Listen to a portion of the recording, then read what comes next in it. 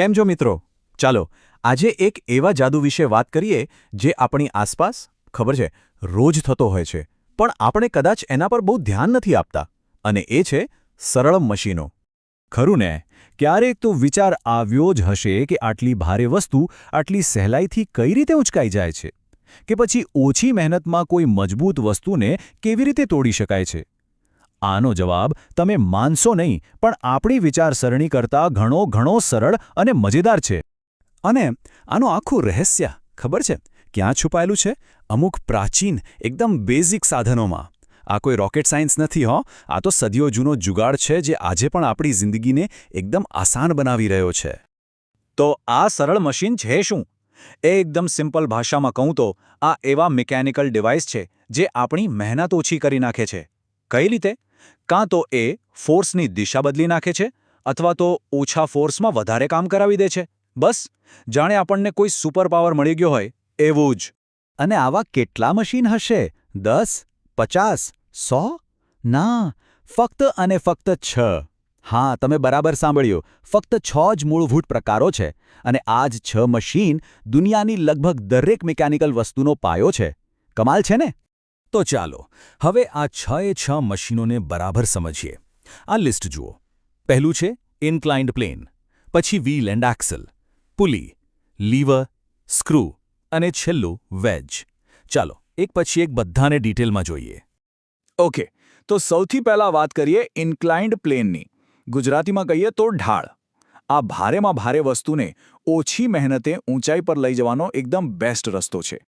અહીં જુઓ કેટલું ક્લિયર છે. કોઈ ભારે વસ્તુને સીધી ઉપર ઊંચકવી હોય તો અંતર ઓછું છે પણ જોર બહુ જ લાગે. પણ એ જ વસ્તુને જો કોઈ ઢાળ એટલે કે ઇન્ક્લાઇન્ડ પ્લેન પરથી લઈ જઈએ તો હા, અંતર થોડું વધી જશે પણ જોર એકદમ ઓછું લાગશે. આને જ તો કહેવાય સ્માર્ટ વર્ક, નહીં કે હાર્ડ વર્ક.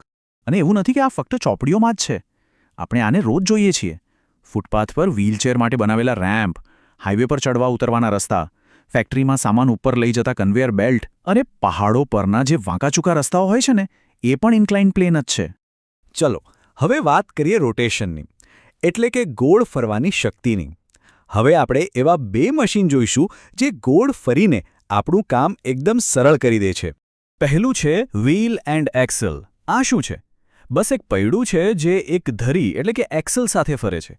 આનું કામ છે ઘર્ષણ ઓછું કરવાનું, જેથી વસ્તુઓ સહેલાઈથી ખસી શકે.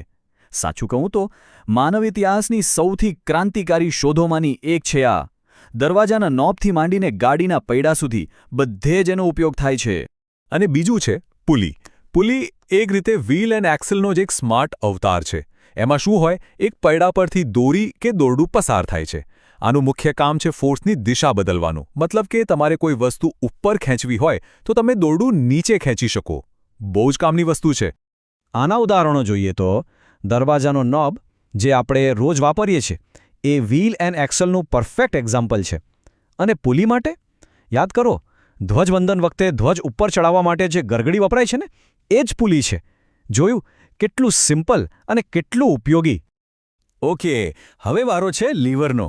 લીવર એક એવું જબરજસ્ત સાધન છે જે એક નાનકડા સપોર્ટ પોઈન્ટનો ઉપયોગ કરીને આપણા નાના અમથા ફોર્સને કેટલાય ગણો વધારી દે છે. ખરેખર આ તો ફોર્સ મલ્ટીપ્લાયર છે. તો આ કામ કઈ રીતે કરે છે? સમજો, એક લાંબી દાંડી જેવો હાથ હોય. એ એક પોઈન્ટ પર ટેકવાયેલો હોય, જેને આપણે કહીશું ફુલક્રમ. હવે આપણે દાંડીના એક છેડે થોડુંક જ બળ લગાવીએ, એટલે કે પ્રયત્ન કરીએ, અને બસ બીજા છેડે એટલો બધો ફોર્સ પેદા થાય છે કે ભારે વજન પણ આરામથી ખસી જાય. અને આના ઉદાહરણો તો આપણી આસપાસ જ છે. જેમ કે હથોડીથી ખીલી કાઢીએ ત્યારે એ લીવર છે. બગીચામાં બાળકો જે સીસો પર રમે છે એ પણ લીવર છે. અને તમને જાણીને નવાઈ લાગશે, પણ આપણે જે સાવરણીથી કચરો વાળીએ છીએ ને એ પણ એક પ્રકારનું લીવર જ છે. સારું, તો હવે આપણે આવી પહોંચ્યા છીએ આપણા છેલ્લા 2 સિમ્પલ મશીન પર. અને એ છે સ્ક્રૂ અને વેજ. સ્ક્રૂ શું છે એ સમજવા માટે આ વાક્ય પરફેક્ટ છે. એક શાફ્ટની આસપાસ વીંટળાયેલો ઇન્ક્લાઇન્ડ પ્લેન. મતલબ કે કલ્પના કરો કે એક ઢાળવાળા રસ્તાને તમે એક સળિયા પર ગોળ ગોળ વીંટાળી દીધો. બસ આ જ તો છે સ્ક્રૂ. કેટલું સિમ્પલ નહીં? તો સ્ક્રૂનું કામ શું છે? એના 2 મુખ્ય કામ છે. એક તો વસ્તુઓને એકબીજા સાથે જોડી રાખવાનું અને બીજું વસ્તુઓને ઉપર ઉઠાવવાનું. એના જે થ્રેડ્સ એટલે કે આંટા હોય છે ને એ કોઈપણ મટીરિયલમાં દાંતની જેમ ફસાઈ જાય છે અને એકદમ મજબૂત પકડ આપે છે. હવે વાત કરીએ વેજની. વેજનું કામ સ્ક્રૂથી એકદમ ઊંધું છે. એ વસ્તુઓને જોડતું નથી પણ અલગ પાડે છે. કેવી રીતે?